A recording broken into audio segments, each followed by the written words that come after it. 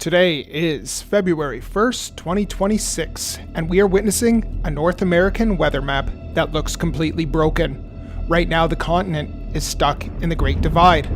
While the West is basking in record-shattering warmth, a massive polar vortex collapse has officially opened the Arctic doors for the eastern half of Canada and the USA. In southwestern Ontario, we're currently sitting at -4 degrees Celsius, but it feels like -8 degrees. But the sun is finally out today, so it actually feels pretty nice because it's been so cold and gray lately. But this is just the calm before the storm.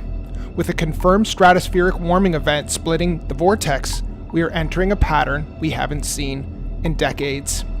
Is your region about to be under seasonal for the next 14 days? Or are you on the warm side of the split? Let's look at the anomalies, the wind chill, and the probability of this freeze lasting through the next few weeks. Let's dive into the data.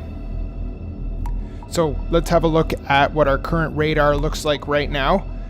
We are currently seeing a few showers off the western coast of Canada at Vancouver Island and a little bit of snow, but this is typical, especially through the winter months. And the other thing we're seeing currently is that nor'easter event that is taking place in the Carolinas, as well as northern parts of Georgia and Virginia. Now, there is a little bit of snow that is traveling through northwestern Ontario, but it doesn't look like it's anything significant, probably just a light dusting of snow. But let's have a closer look at that nor'easter event that's going through the next 48 hours. It has dumped around a foot of snow in the major Carolina areas, and it is pulling off to the east. Now, I do hear that it is going to head out to Atlantic Canada, and they might be experiencing around 40 centimeters of snow, which is pretty devastating. So I'm going to say if you're in Atlantic Canada, have an eye out for this event and check out the major areas where it's going to be devastating for you, because I'm not 100% sure where this is lining up out in the Atlantic provinces, but this is definitely going to dump a lot of snow. So please have an eye out for that. As far as our current watches and warnings go, the entire state of Florida pretty much is under a freeze warning, as well as the southern tips, southern portions of Texas. And there are a few winter weather advisories in Minnesota and North Dakota. But other than that, when you look at the map and you go back and look at this radar, it is fairly quiet. So we are going to enjoy it for the next few days. We do see an Alberta Clipper heading east towards the end of the week, and we do see colder temperatures settle in once again from the Arctic that are shooting way down to the southern portions, southeastern portions of the United States. So we might see the Gulf Coast freezing again, as well as major parts of Florida to that southern tip.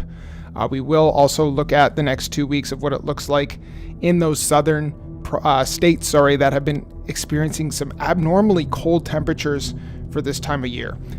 But as far as the temperature anomaly looks like for the next 48 hours, you can see there is a great divide going on through the USA and Canada, mostly through the United States, the western half above average, the eastern half, especially those southern states such as Georgia, Florida, North Carolina, South Carolina, you are well under average for this time of year, and it doesn't look like there's much change in sight.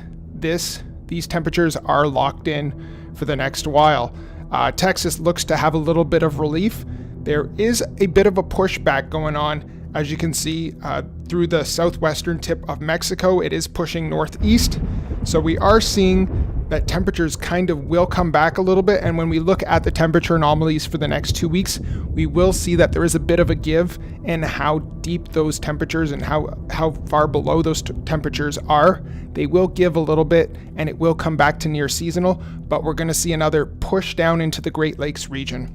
Now let's look at the North American model, where we can see that most of Canada actually is at seasonal or above seasonal temperatures for this time of the year. We see out in Alaska as well that they are above average temperatures. And my own personal feeling is that in time, maybe by the end of the month, that we will see those temperatures that are warmer maybe dive into the United States, hopefully into the southeastern portion that has been experiencing those colder temperatures. But you can see that the cold temperatures off the southeastern portion of the United States is locked in, but there is a little bit of a give in how cold they get. So we'll see what happens. We can only say for certainty what we see over the next week is probably accurate. After that, it's kind of up in the air, but we'll follow it over the next few days and let you know exactly what's going to happen. So here are the actual temperatures that we are currently seeing right now in the USA and Canada. You can see that in Canada, there's a lot of negative temperatures. It is over average, but it usually is very, very cold at this time of the year. So they're well below zero right now, but it's over average. We still see that divide on the eastern half of the US, especially that Great Lakes region, well under average with those purples, those deep purple colors. And we do see the freeze line head all the way down into Florida, which is why we have that freeze warning tonight, as well as Texas has that freeze warning tonight. These are not normal temperatures. It does cause a bit of havoc in these regions when this happens. So here are the temperatures for the next 48 hours. If you're in the western half, if you're in Arizona, Nevada, California, you are still going to see some decent temperatures. You do see a push back into the 60s in Texas this week, lasting a few days, but I think we are going to see another shot of that cold weather from the north. Here are the wind chill values, and all of Canada is obviously under 0 degrees. It is just frigidly cold. With the sun out today, it actually feels nice in southwestern Ontario. It is actually very cold today, but because the sun's out, it actually feels pretty nice. We are getting soon into that later half of the winter season. We will start to feel the sun more and more. It does feel nice when it's out, especially because it's been so cold. Have a look at the southern portions of Florida. We see it dip all the way into those blue areas that it's below 32 degrees, which is that freezing point. So we are still seeing that cold, unusual weather all the way down through there. Now, hopefully their daytime highs can push into the 50s and 60s. We do see that in Texas. But as far as Mississippi, Louisiana, you are getting a little pushback, but you're still hitting those freezing marks by the end of the day. That would be about it. If you're in the Ohio Valley, Indiana, New York, Pennsylvania, still in those purples, it is very cold for you. I would say hang in there for the next 2 weeks, but it doesn't look too promising, as we can see in the 6 to 10 day temperature probability outlook. We see the Great Divide still happening. The western half of the USA, those deep reds, you have a very high certainty that you are going to be over average in your temperatures. So enjoy, because in the East Coast where I'm at, it is pretty depressing. We are in the dark blues, which means there is a very strong relation or probability that it will be very cold. We see it all the way down through Florida. We are seeing it pretty much everywhere on that eastern half through Kentucky, Illinois, Wisconsin, Arkansas, Missouri, Tennessee, Alabama, Georgia, North Carolina, South Carolina, New York, all the way up the East Coast through New Hampshire, Massachusetts, Rhode Island, New Jersey, Delaware, Maryland. If you're in any of those areas for the next 6 to 10 days and even through the next 2 weeks, there is a high degree of certainty that you are going to be under average. The 2-week outlook does not look much different. The only thing that's really changed on this map is that the western half, the probability or percentage is not as high, but they are fairly certain that it still will be a continued pattern for the next 2 weeks. So there's not much change for the next 6 to 10 days when we're looking at precipitation. For the most part, we're not looking at too much for the next 6 to 10 days.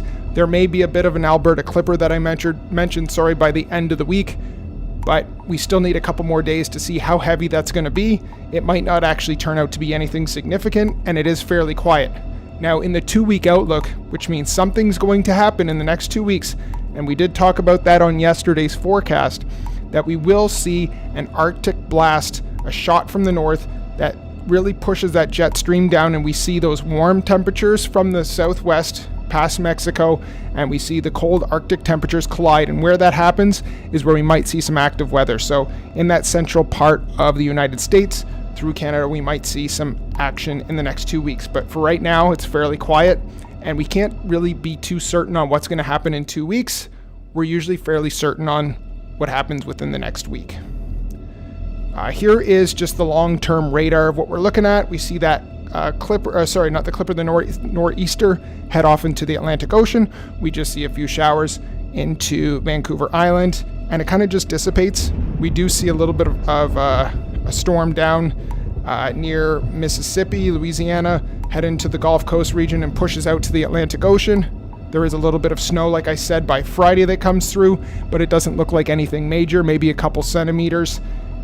And overall, it just stays fairly quiet. Now, we do see that the freeze line does push up on the west coast, but it dips down still on the east coast, especially through next weekend. We will see what looks like very under average. We do see here's a little bit of a give on those colder temperatures, but we see a strong pushback. And if, like I said, if you're in the Great Lakes region, there is a high degree of certainty that you are going to be under average, and that's where I am for the next 2 weeks. It doesn't look like we're going to have any relief. You might have a day or two here and there, but there's a strong push right here from another cold front that just sits over the Great Lakes, through the Ohio Valley region, through Pennsylvania, New York, the Carolinas. We see 30 degrees under average. So we are bracing ourselves, and like this is 10 days away or so.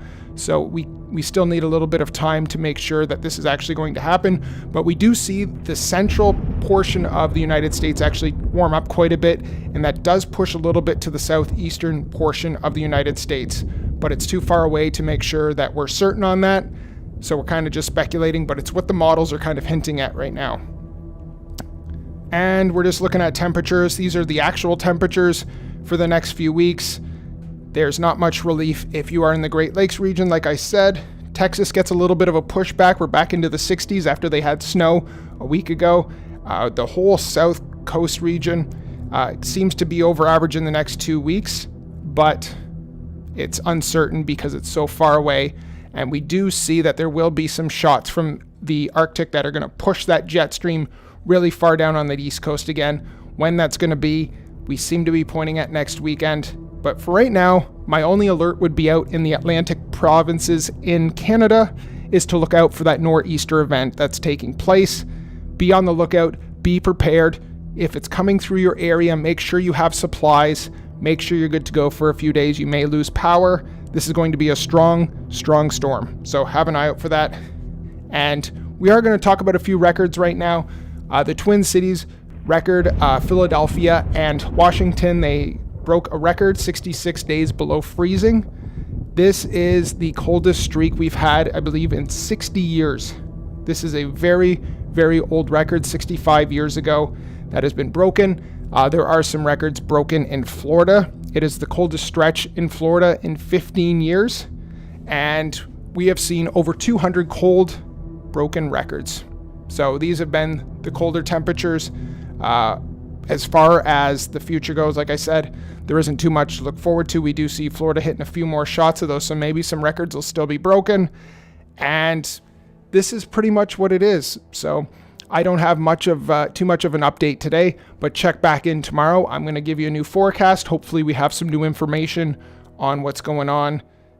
Hopefully we see some sign of warmer weather if that's what you're looking for. But if you enjoy the winter, head over to the eastern half of Canada or the eastern half of the United States, because that seems to be where the weather is if you're looking to go outside and go skiing, snowboarding, etc. Other than that, I'm Brian. This is the Border City Kids podcast. We will see you tomorrow for a new forecast and let you know if anything else is happening. Enjoy your Sunday. See you later.